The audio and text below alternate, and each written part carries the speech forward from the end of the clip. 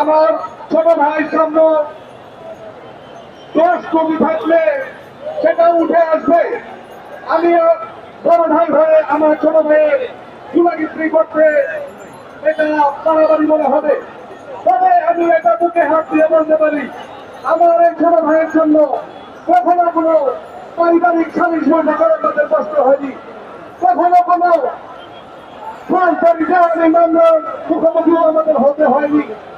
এখন যে সমস্ত কিছু কিছু ফেসবুকে দেখছি আমার ছোট ভাইয়ের চরিত্র হরণের জন্য ইন্ধন দিয়ে যাচ্ছে, আমি তাদেরকে সাবধান করে দিতে চাই।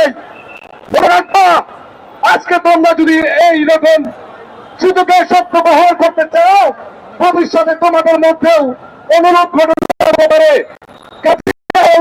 বিশ্বাসে ঢাকা বিশ্ববিদ্যালয় ক্যাম্পাস থেকে নিরাপদ করার জন্য সচেষ্ট তোমাদেরকে হতে হবে। আজকে আমরা সহপাঠী এবং ডিপার্টমেন্টের শিক্ষকরা শাহবাগ থানায় পুলিশ প্রশাসনের সাথে বসেছিল, তারা 48 ঘন্টা আলটিমেটাম দিয়েছিল। আমি সেই মিটিংয়ে উপস্থিত ছিলাম। আমি পুলিশ প্রশাসনের কাছে একটা প্রশ্ন করেছি এবং ঘটনার প্রত্যক্ষদর্শী সম্পর্কে দুই বন্ধু ছিল, তারা প্রশ্ন করেছে ঘটনার সময় দুজনকে সাধারণ জনগণ গ্রেপ্তার করেছিল, গ্রেপ্তার করে পুলিশের হাতে দিয়েছিল। কিন্তু আমরা জানতে পারি ঘটনা ঘটার 4 ঘন্টা পরে ঘটনার স্থান থেকে 7-8 কিলোমিটার দূরে কোনো এক হসপিটাল থেকে সেই সমস্ত 2 জন ক্রিমিনালকে গ্রেপ্তার করে।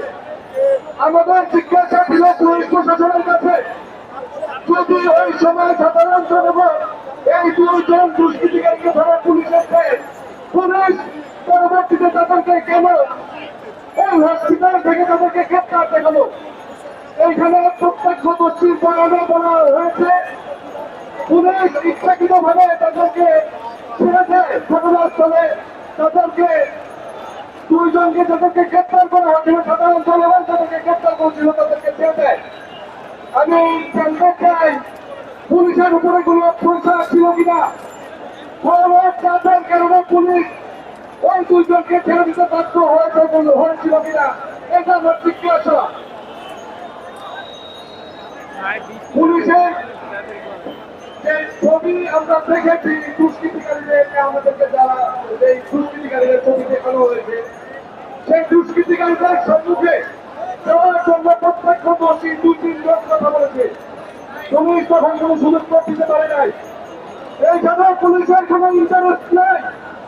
সামান্য চিন্তাকারী প্রত্যক্ষ ব্যক্তি তাদের কারণে যদি আমার সবাই নিহত হয়, পুলিশের কোনো শূন্যমাত্র আগ্রহ থাকার কথা না, তারা অতি দ্রুত খুনিকে ধরার জন্য সরকারকে প্রবেশে দাঁড়াবে।